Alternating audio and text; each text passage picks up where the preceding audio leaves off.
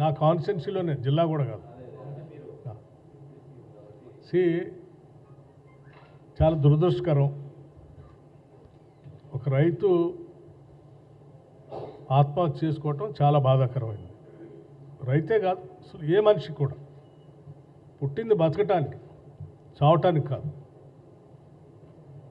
బతకడానికి కావాల్సినటువంటి మార్గాలన్నీ ఎత్తుకొని మనం ముందుకు పోవాలి తప్ప ఎవరు కూడా ఇటువంటి ఆత్మహత్యలు చేసుకోవటం అనేది కరెక్ట్ కాదని ప్రగాఢంగా ఈ ప్రభుత్వం నమ్ముతుంది. అదే చెప్తాం. సరే, ఎవరు ప్రోత్సహించారు, ఎందుకు జరిగింది, ఎవరున్నారు దీని వెనుక అనేది చాలా స్పష్టంగా లోతుగా స్టడీ చేసి రిపోర్ట్ సబ్మిట్ చేయటమే కాదు, అలా ఎటువంటి ఎవరైనా ఉంటే కఠినంగా చట్ట ప్రకారం కఠినంగా చర్యలు తీసుకోవాలని కూడా ఎప్పటికే ప్రభుత్వ పరంగా ఆదేశాలు ఇచ్చాం. ఎవరున్నా ఎవరిని ఉపేక్షించేది లేదు, వదిలిపెట్టేది కూడా.